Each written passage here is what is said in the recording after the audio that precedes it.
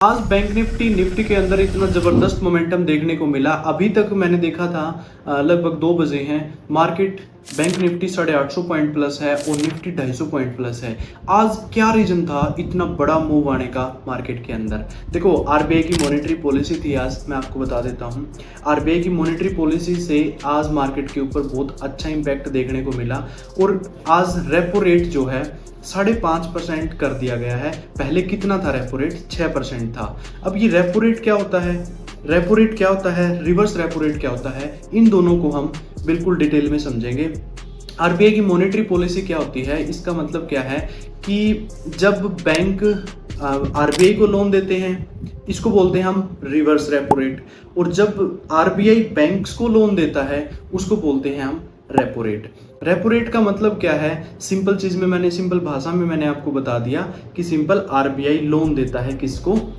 Banks को। अब उसको किस रेट पे देगा उसको हम बोलेंगे रेपो रेट।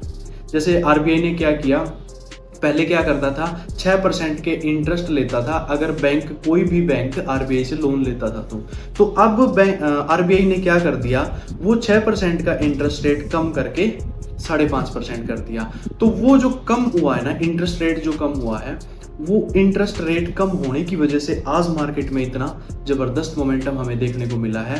अब इसका मार्केट से क्या कनेक्शन है मैं आपको बता देता हूं। देखो, सिंपल सी चीज है, अगर बैंक को आरबीआई से लोन सस्ते में मिलेगा, मतलब बैंक को ब्याज कम पे करना पड़ेगा, बैंक को बेनिफिट हो गया। पहले तो मतलब जितने भी बैंकिंग स्टॉक थे, अगर वो लोन लेंगे आरबीआई से तो उनको डायरेक्टली बेनिफिट हो गया कि इंटरेस्ट कम पे करना पड़ेगा। इंटरेस्ट कम पे करना पड़ेगा तो उनको क्या मिलेगा?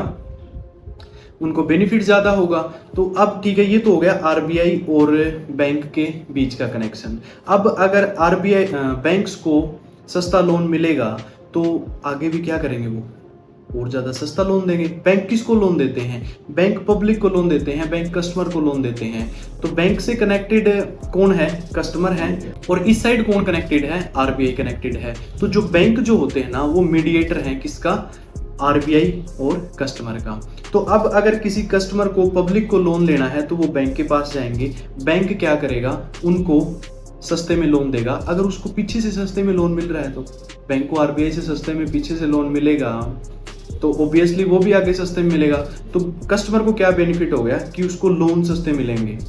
तो रेपो रेट कम होने से बैंक को सस्ता लोन मिला, बैंक को सस्ता लोन मिला तो वो आगे पैसा जो है, आगे जो लोन देगा वो सस्ते में देगा। तो अब पब्लिक ज़्यादा लोन लेगी, ज़्यादा लोन लेगी तो क्या करेगी? कंजम्पशन ज़्यादा होगा भाई, होम लोन सस्ते हो जाएंगे, जो गाड़ी का लोन सस्ता हो जाएगा तो लोग ज़्यादा गाड़ियाँ खरीदेंगे, बाइक खरीदेंगे, घर बनाएंगे। तो इससे होगा क्या, मार्केट के अंदर लिक्विडिटी बढ़ेगी, पैसा बढ़ेगा और कंजम्पशन बढ़ेगा। कंजम्पशन बढ़ेगा तो कंपनीज को प्रॉफिट ज़्यादा होगा, कंपनी को प्रॉफिट ज़्यादा होगा तो क्या होगा, शेयर का प्राइस ऊपर जाएगा।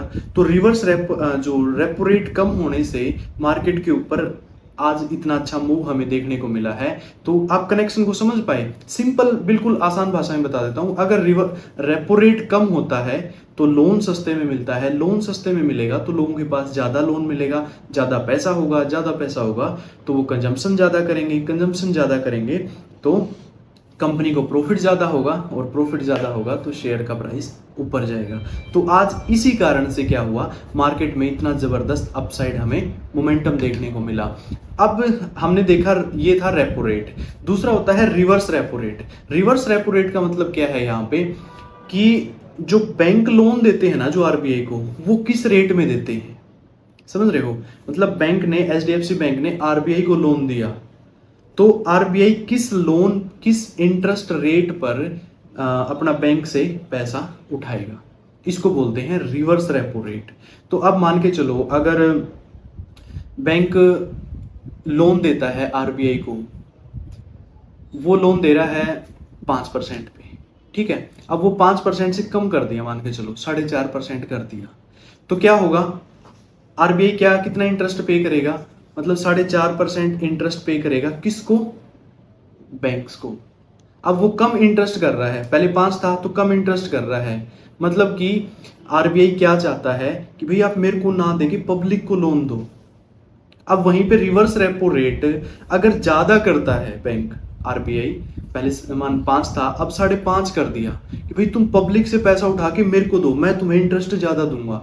तो वहाँ पे आरबीआई क्या चाहती है, अगर रिवर्स रेपो रेट बढ़ा देती है तो वहाँ पे आरबीआई चाह रही है कि आप पब्लिक में लिक्विडिटी ज़्यादा हो रखी है, तो आप पब्लिक से पैसा उठा के, मतलब पब्लिक से आप एफडी में करवाओ पैसा, पब्लिक से पैसे को उठाओ और मेरे पास रख दो। तो अगर रिवर्स रेपो रेट बढ़ रहा है ना, तो मतलब आरबीआई चाह रही है कि लिक्विडिटी कम हो, बहुत ज़्यादा पैसा आ चुका है मार्केट में, पैसे की वैल्यू गिर जाएगी उस वजह से, तो वो वापस खींचती है पैसे को। इसको बोलते हैं रिवर्स रेपो रेट का इम्पैक्ट ऑन मार्केट। अगर लोगों के पास पैसा कम होगा, कम कंजम्पशन करेंगे तो क्या होगा, कंपनीज के प्रॉफिट कम होंगे, तो मार्केट के ऊपर नेगेटिव इम्पैक्ट होगा। तो इसका आपको समझ आया होगा, मैंने काफ़ी अच्छे से एक्सप्लेन किया आपको। रेपो रेट का, अगर रेपो रेट कम होता है तो मार्केट के लिए पॉजिटिव है, अगर रेपो रेट बढ़ता है तो मार्केट के लिए नेगेटिव है। तो आरबीआई की मॉनेटरी पॉलिसी हर 2 मंथ में होती है, इसको समझो।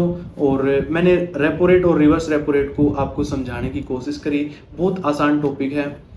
तो आज के लिए इतना ही, मिलते हैं नेक्स्ट वीडियो में। ऐसे ही एजुकेशनल कंटेंट के लिए चैनल को लाइक करें, शेयर करें और सब्सक्राइब करें। Thank you, take care.